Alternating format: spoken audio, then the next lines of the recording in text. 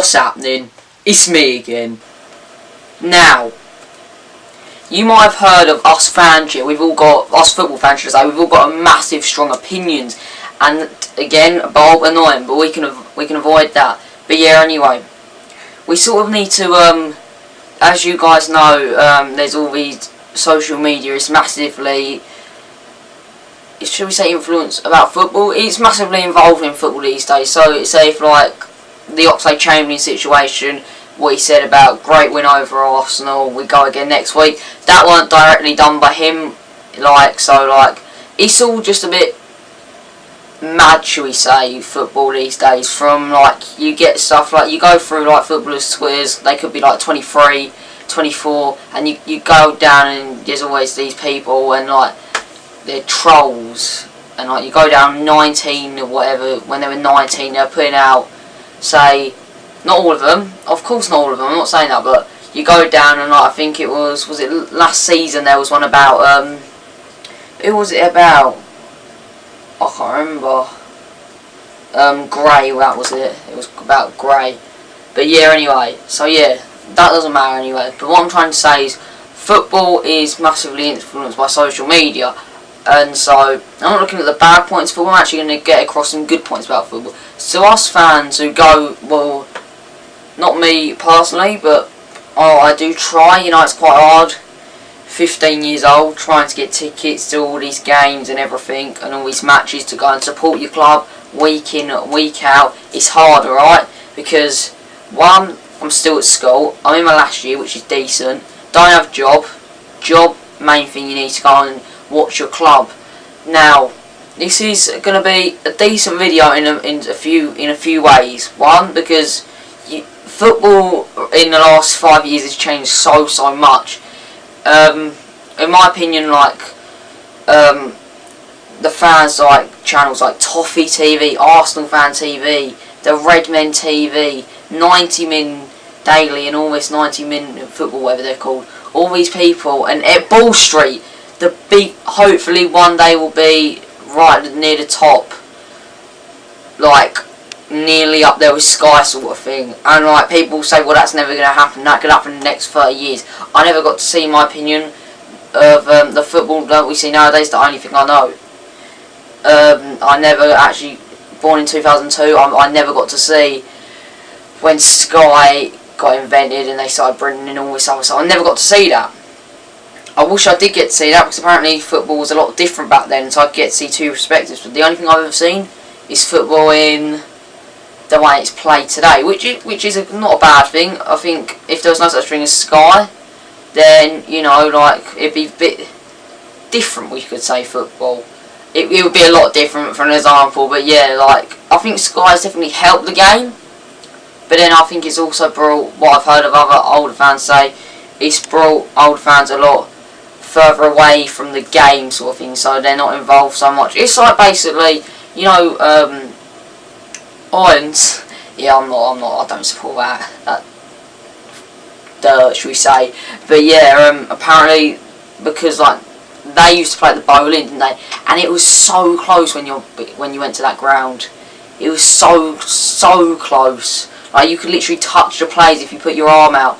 But now they're at the London Stadium, they say always, oh yeah, literally, like, it's like, it takes ages, you know, like, you're so far away, you're disconnected from the players, and football should not be like that, should it? Like, we all know it shouldn't, but it is, and that's the thing.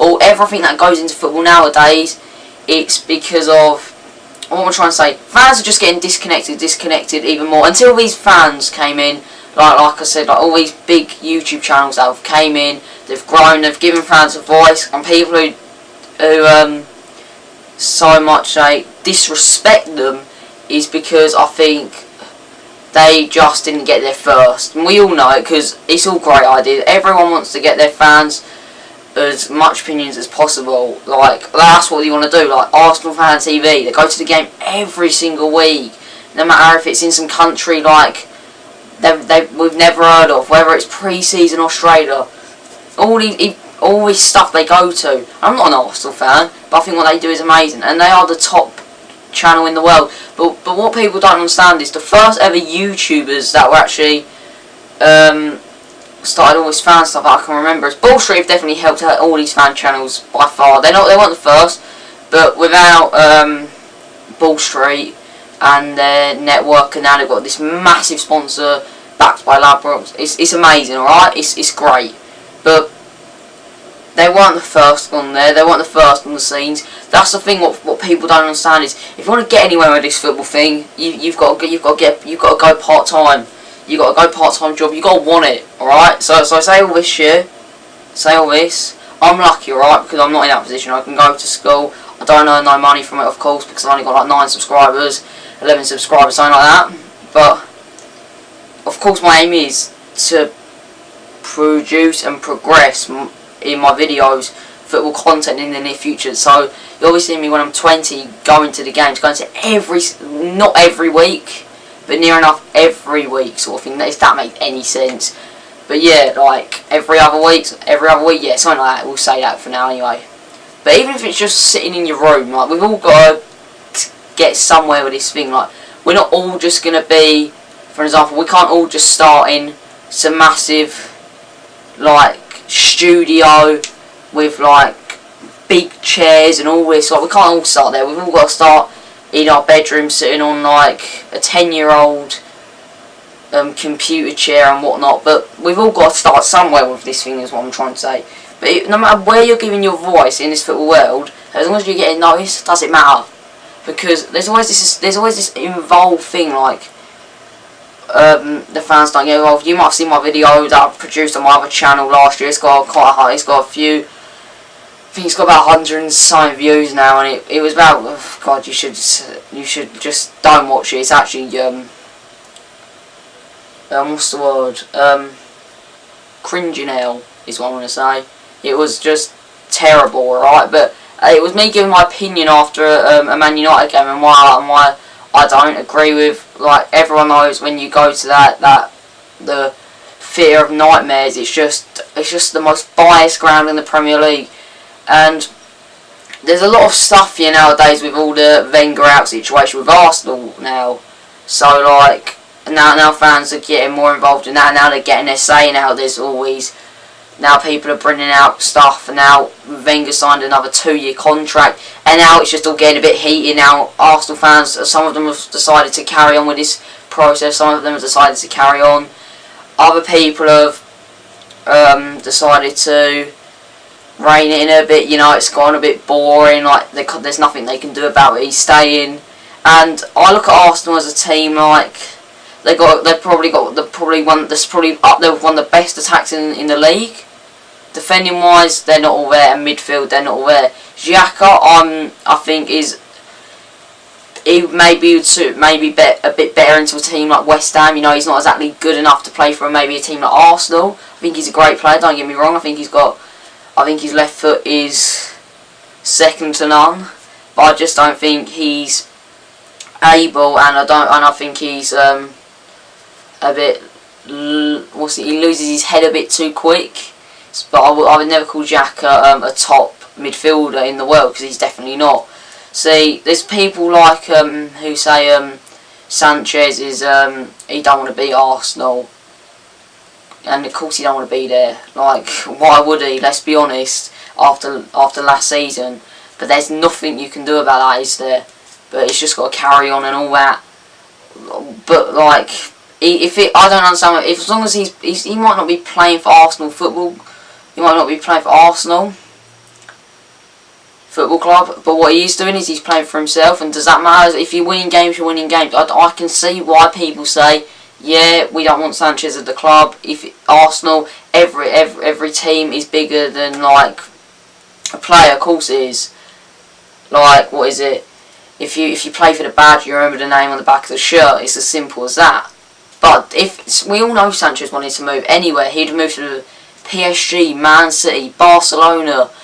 There was always rumours talked about that he could have gone, and he obviously didn't get it through in time. But as long as I don't understand, yeah, he got an assist the other week and all this. But people saying that he plays for himself, yeah, he does play for himself. I'm sorry, yeah, well, like, it's as simple as that. He's obviously not playing for Wenger, but does it matter? Like, honestly, if he's winning games for them, Does it matter? Not really, let's be honest.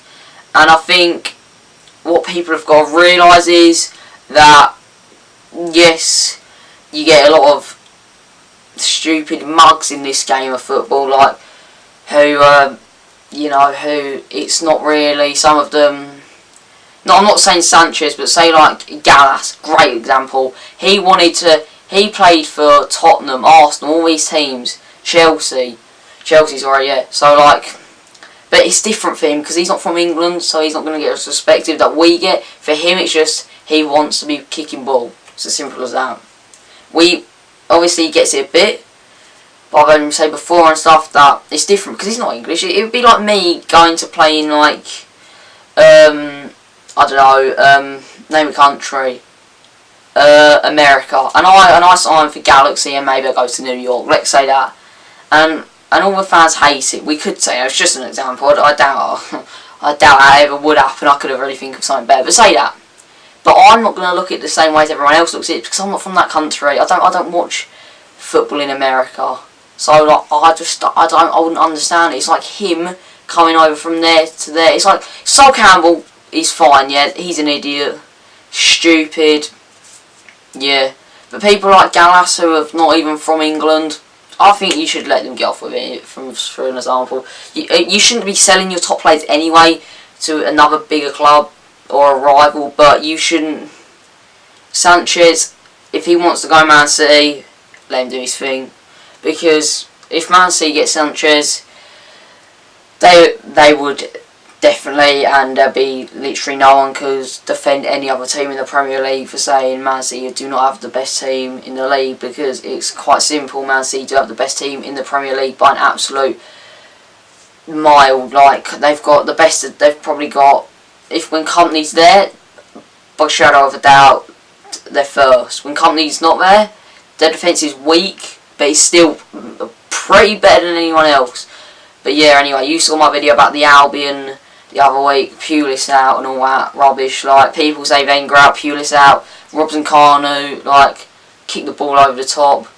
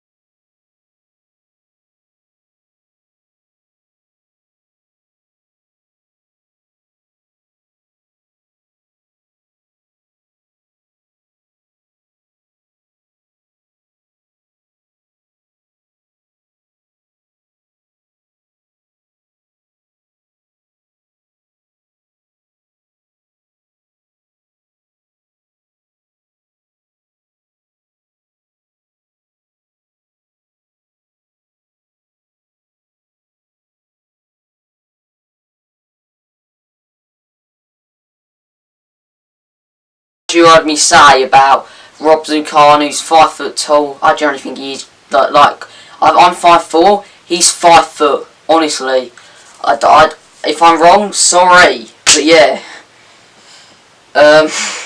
So Pulis out. Like, it's boring football. Like, no one wants Albion to go batter. Albion are never going to batter a team like Chelsea, Arsenal.